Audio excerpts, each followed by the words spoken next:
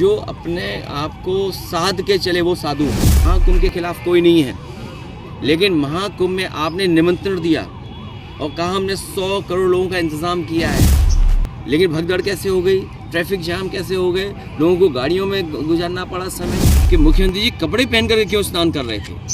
क्योंकि उन्हें रिपोर्ट पता होगा पॉल्यूशन बोर्ड की। कपड़ों से बैक्टीरिया नहीं रुकता है, बैक्टीरिया तो जाएगा ही जाएगा।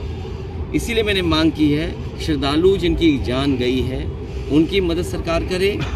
एक ही उसमें करके सोशल मीडिया पे तमाम तरह की बातें कह रहे हैं। इसीलिए मैंने कहा कि जो अपने आप को साध के चले वो साधु है।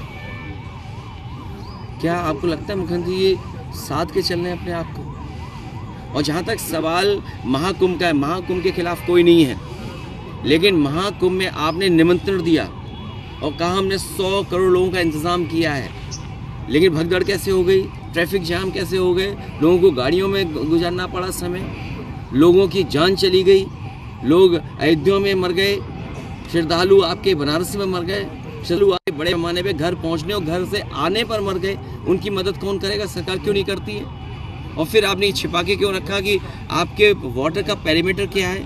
आप समझते हो ये बैक्टीरिया कहाँ से आता है? ये बैक्टीरिया जहाँ से आता है शायद मुख्यमंत्री जी को पता भी नहीं है।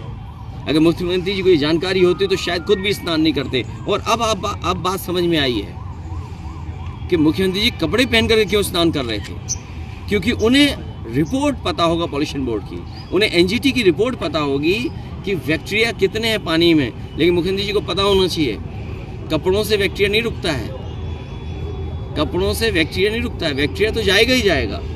इसीलिए मैंने मांग की है, श्रद्धालु जिनकी जान गई है उनकी मदद सरकार करे, और इस स्नान के बाद जो लोग बीमार हुए हैं उनके पूरे इलाज का इंतजाम भी सरकार करे। सुनने में आ रहा है कि कल्प वासी लोग बड़े पैमाने पर बीमार हो गए बनारस में जाकर के। इसकी जांच आप बेहतर कर सकते हैं। उनको जो बीमारी है, उनको जो दिक्कत पैदा हुई है वो स्नान के बाद पैदा हुई है।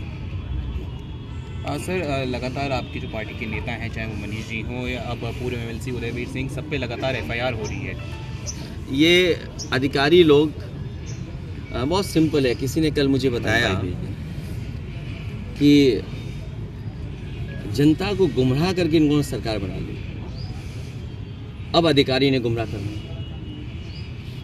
कुछ अधिकारी मुख्यमंत्री जी को छिपाने के लिए, उनसे कमियां छिपाने, और क्योंकि मुख्यमंत्री का व्यवहार वो समझते हैं, वो जानते हैं कि इन्हें जेल भेजना, इस तरह के व्यवहार बहुत पसंद है, तो जनता को गुमराह करके सरकार बना ली। आज अधिकारी गुमराह कर रहे हैं, अधिकारी अपना करप्शन छिपा रहे हैं, अपना भ्रष्टाचार छिपा रहे हैं।